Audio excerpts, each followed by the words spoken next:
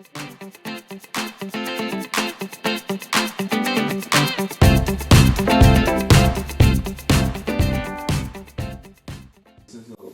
thank you on behalf of Team Tech My pleasure.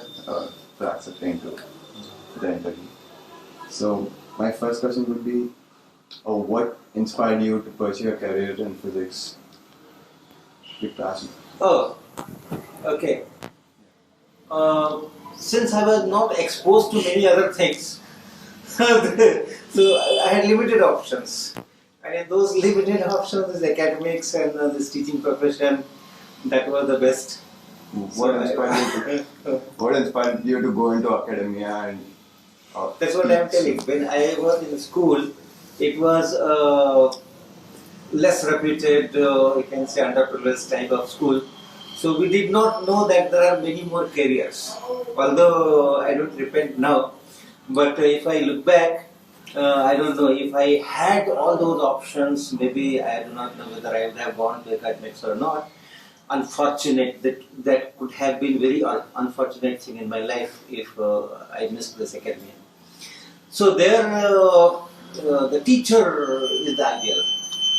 Okay, even today, if you go to primary school students, class 2, 3, 4, teacher is the ideal. Whatever teacher is saying is the word of God.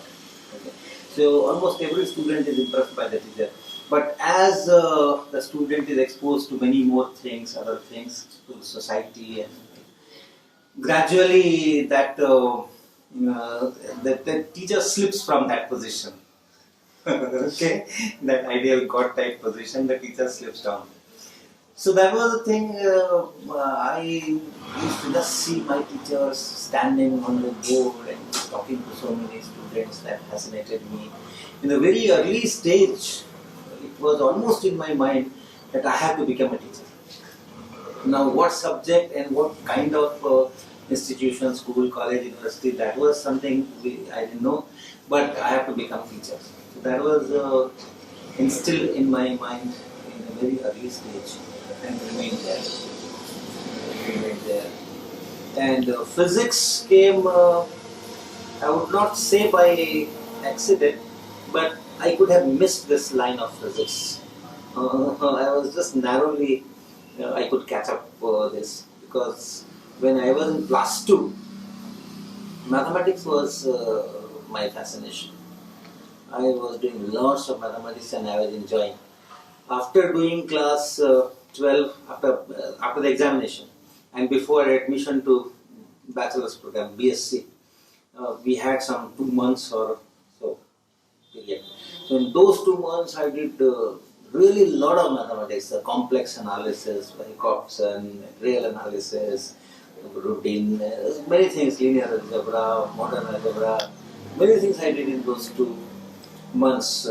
And I had in mind that I'll go for mathematics honors and then mathematics masters and so forth. But then my mathematics professor, who was in charge of admissions when I went to mathematics department with form filled for mathematics honors, he persuaded me not to go for mathematics. He persuaded me to go for physics. Of course, physics was also equally enjoyable. And he told me that, look, you have 78% marks in physics, how come you are planning to go for mathematics? You are so bright, you should go in physics. And then I countered him, I said, but I have 98% marks in mathematics. So why should I go to physics? I should go to mathematics. But somehow he prevailed upon me. That no, 78% of physics means much more than 98% of mathematics. They are not comparable. You have to scale them and this and that. So finally, I had to go for physics. But I really thank that person that he pushed me in this physics life, because now I am enjoying both the worlds. I have all that mathematical skills I have, that which I had studied in those 2 months. And that had helped me throughout this research career and everything. And then physics is, of course, no match. Your contribution to the field of physics is tremendous.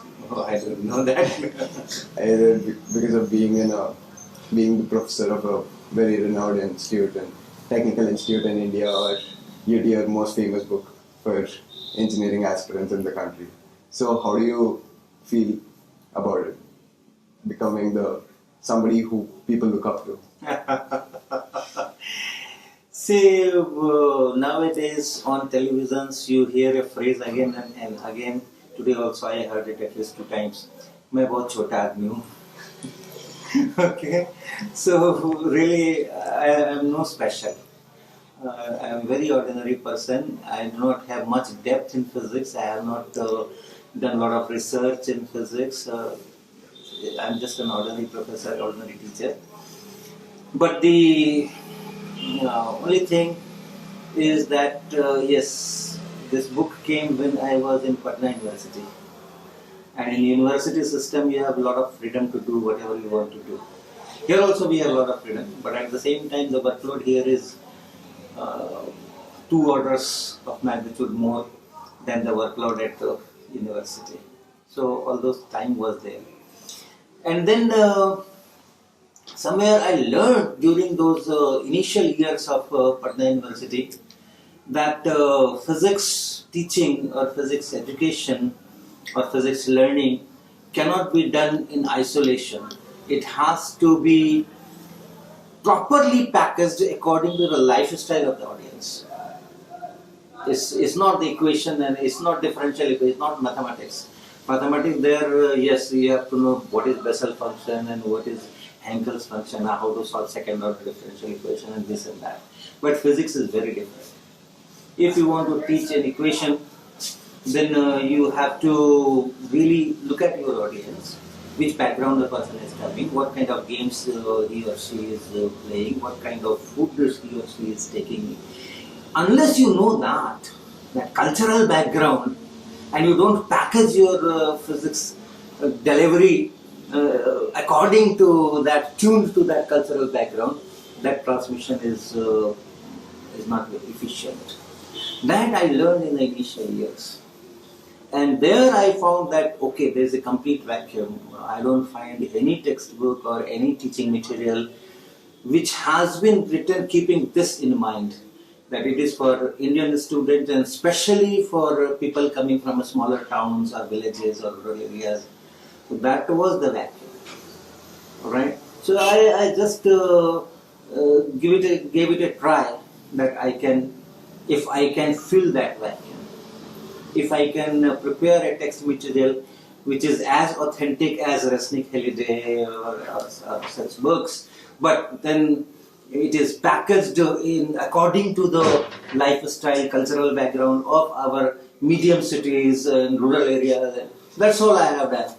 There's no great thinking or physics or any new thing. Absolutely not.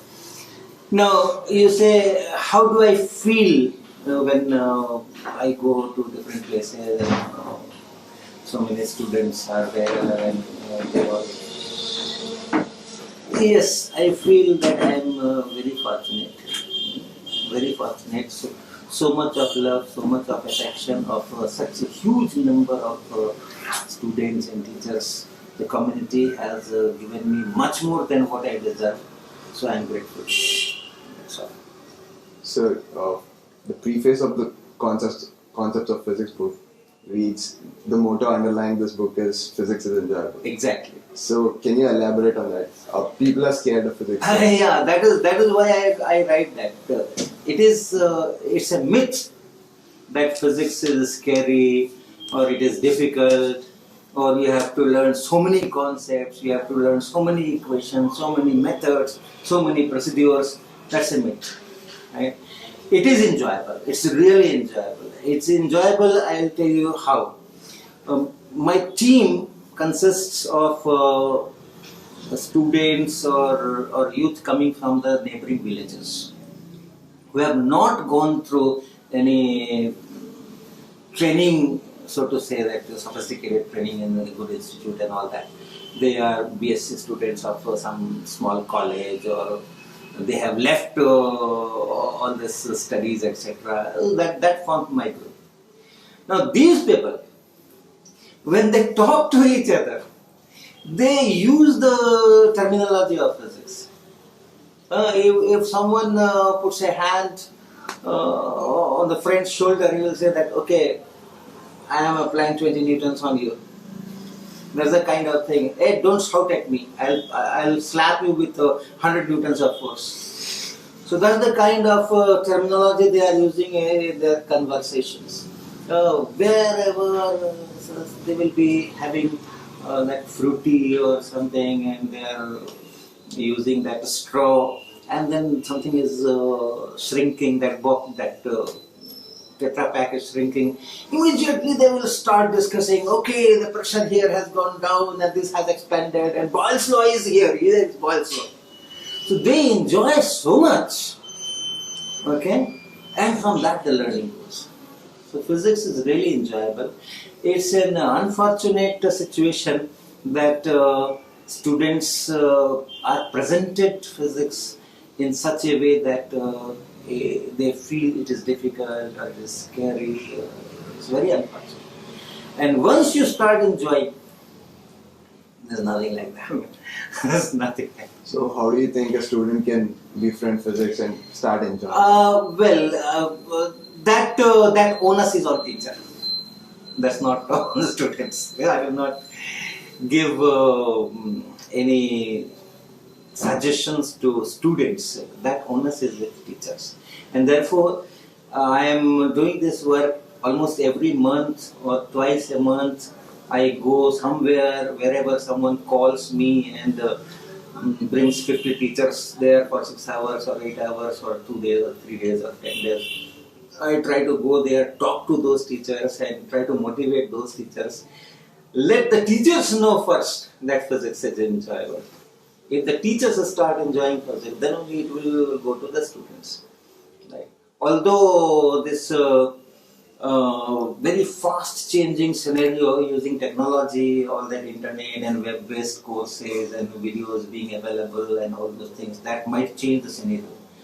But in large populations, okay, in thousands of schools, even today, teacher is the link between student and education. So this is very important that our teachers are motivated, our teachers are proud of their profession, and our teachers enjoy the subject and innovate the method of presentations. Okay. But even then, the message to the students would be how they can be friendly. That physics is one thing where, as I said, it's the whole surrounding is your laboratory, right? You hold a stick in your hand, and then you can ask all your torque equations and force equations and this and that, rotational dynamics, everything. Just I'm holding a stick. If you analyze, so much of physics goes here, and it can really give all the practice of all those equations. So if you start looking physics in your surrounding, any time, any 5 minutes, any 10 minutes, any 1 minute, you just, okay, whatever is happening now here, I'll apply my physics equations. That's it. Every once in a while we hear that physicists are getting closer to unveiling the secrets of the universe, and then suddenly some new observation disturbs the whole procedure and everything gets replaced by a new theory. So right. What is your opinion on that? Well, that's the most fantastic thing. Okay? In science, that's the most fantastic thing. It's not that God has given some book or God has given some equations and everyone has to respect that and with very faithfully, religiously they have to follow that. No. Science falsifiability is one of the wonderful things with science in general. Okay? Falsifiability. It can be falsified. And when it is done, there's a huge jubilation in the community. Now something which we believe it is there, for 100 years or 150 years or 50 years. No, it's not like that. Something else has to replace that. So we just cherish those moments. Okay, so it's not that all of a sudden we become sad. Oh, all that I had done was wrong. No, that is the celebration. That is the biggest strength. We are looking for it. We are working for it. All those breakthroughs, and when they come, we don't know. In my lifetime, whether I will see something of that sort, I don't know. It can come accidentally, or it can come because of some programmed studies and research and all those things. But if something happens of that sort, it's wonderful. So, what is your opinion on the current education scenario in the country? Very poor, very poor, very very poor.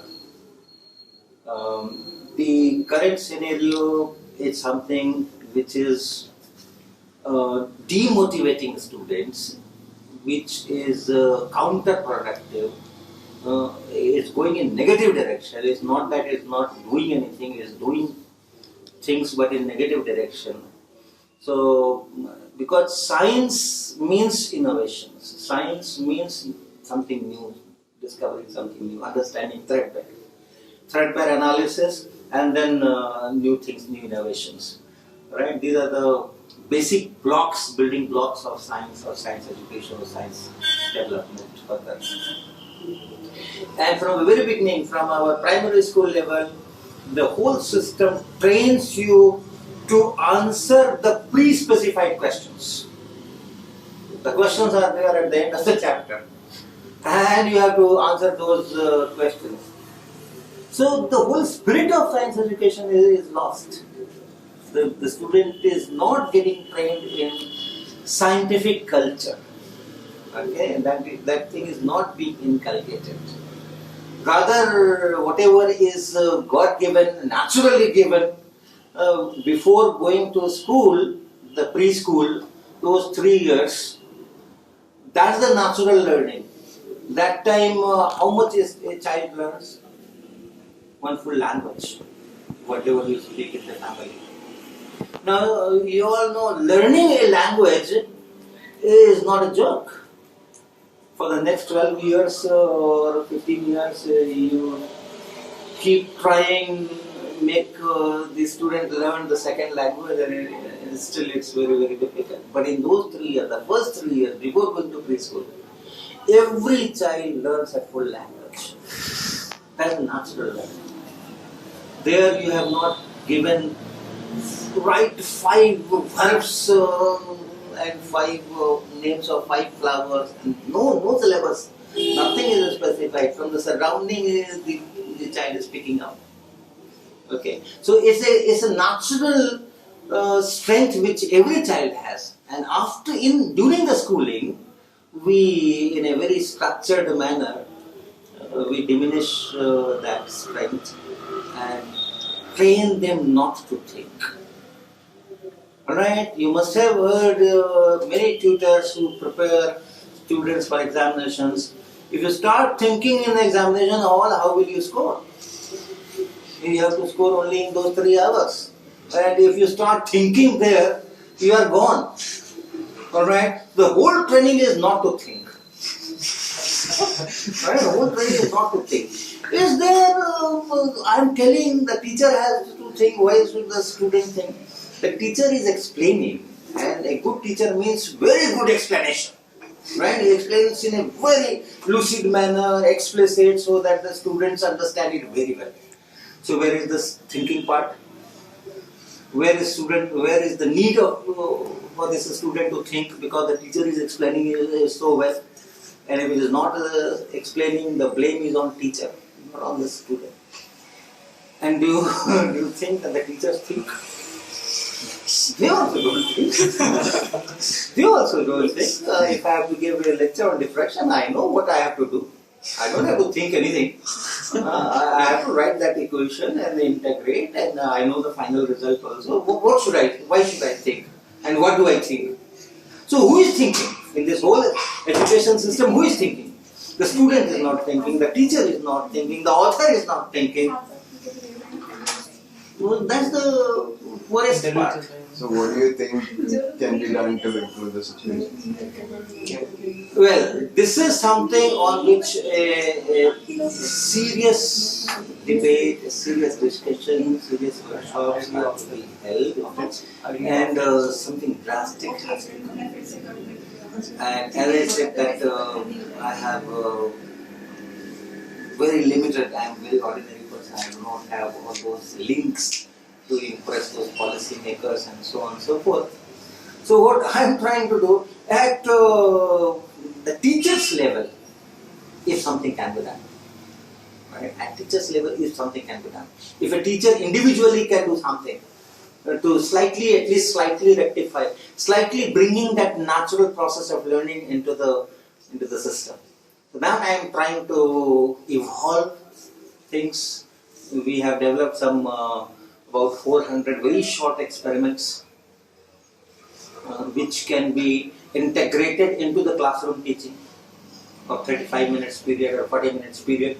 So if you have to teach a refraction of light, you go with some kind of a bottle and a laser torch and then you show how the ray is refracting and whether it is going towards the normal, whether it is going away from the normal. And this whole process takes about 2 minutes, 1.5 minutes. And then you start Snell's law. Okay? Once you have shown with your bottles the three-dimensional science in 3 dimensions, not in 2 dimensions, not just put a line, this is a surface. You draw a line and say that this is a surface separating 2 media. Something is wrong. Okay? You are drawing a line and calling it a surface. So squeezing science from 3 dimensions to 2 dimensions will bring a lot of anomalies. So first do it in 3 dimensions. Show is, and then is there. Okay, from water when the light is going in air, it is bending away from the normal, or vice versa. So once it is there, after that you tell Snell's law and show that yes, you should be more for water and less for air. Why not? For that you don't have to take permission from the principal. You don't need funds. You don't need laboratory space. You are not offending the board or syllabus, nothing. Everything is going smoothly. But even this small thing can make a change. And my experience is, if you do an experiment, whatever experiment, simplest experiment, you do a simple experiment, and 10 new questions will come, which will never come if you are just doing it with the board. And I am very much interested in if these new questions can be documented.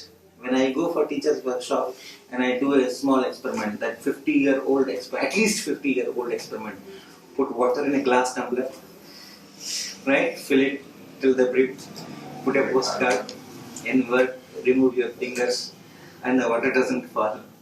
Okay. Alright, age-old experiment, nothing great about it. But once I ask a question to our teachers, that okay, this experiment is to show that air is pressing from below, but then the water is pressing from top on the postcard. Why do you neglect that? And how do you know that the water is not pressing with a force more than what this air is? Now, once this question is there, all my teachers will get into discussion. And then so many new things will come up from that discussion. So many new things which I also don't know. I know the answers, but that question had not come to me earlier. A new question will come to me. I will say, okay, fine. So I will analyze that. So an experiment has this potential that new questions will come up, and the analysis, it can be interdisciplinary. When you are teaching a chapter on a blackboard, then you are just doing that chapter. But when you are doing an experiment, then it could be interdisciplinary in the sense that, okay, Boyle's law is also operating in the same experiment. Force and pressure and this Newton's first or second law is also operating in the same scenario. and many other things could be there. You are holding by hand, so maybe some heat is being transmitted to the bottle, so that conduction of heat is also there. So 3, 4, 5 things can be there.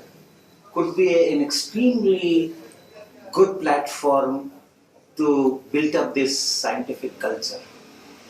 So that's what I am trying to do. But yes, if great minds sit together and do something which can change this scenario of driving students towards unscientific practices to inculcating scientific thinking and procedures and culture, that would be good for the nation. So there's a school of thought that JEE and other competitive exams should be more based on mental aptitude rather than maths and science, because formulas can be mugged up, so mental aptitude will actually test the intellect of the student. So what is your say on this? See, whatever you do, you will have coaching institute for that. Okay? So it's again trained. What is happening to NTSE?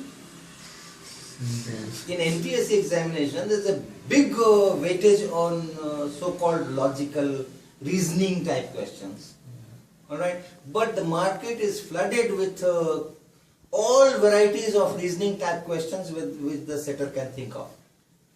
And all these NTSE, training institutes, they give a lot of time how to train them to think about all that relations and jumbling of the letters and all possible varieties of those so-called aptitude type questions.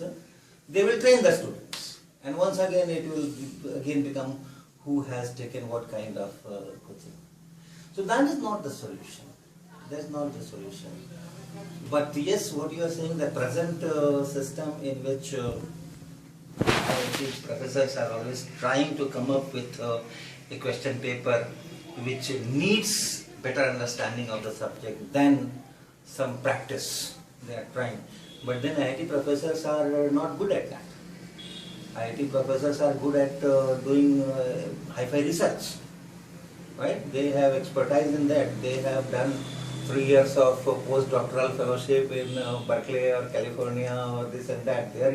They had not been trained to set up a question paper which can check the ability of the student, this concept understanding and all those things. So our professors are not good at that. So these things will be there. These things will always be there. Right? So that is not the solution. But yes, if someone can come up with a better model of testing, it will be nice. It's true that the present JEE question paper or system is surely not very good. Right? I myself have been part of this question setting team at least 6, 7, 8 times. Right? So I know all that inner dynamics, how the questions are set. So I admit that yes, it's not the best type of question papers or best type of testing mechanism that we are doing. But then so far what we could think, with IIT people could think, under that limitation this is the best thing that we are able to do. So we would like to know your opinion about the concept of technathlon. What do you think about it? Actually I saw your questions and I thought that it's good that I don't have to appear in that. It's very, very tough, very, very challenging, and you are looking at the best brains, I will say. You are targeting the best brains. Whereas my aptitude is go for the masses. Right? I go to my rural areas, the lower underprivileged children and all those things. But yes, see, the best brains need a challenge. If that challenge is not given, then their strength goes down. All those cells, if they remain dormant for some extended period, yes, that capability will go down. So in that sense, the competition of this type is doing a good job, that you are keeping all those people active to think and to enhance their capabilities. So it's a good thing. Thank you, sir. Can you describe Technathlon in one line? I have already described. It's a challenging one. Okay. Thank you very much, sir. Okay.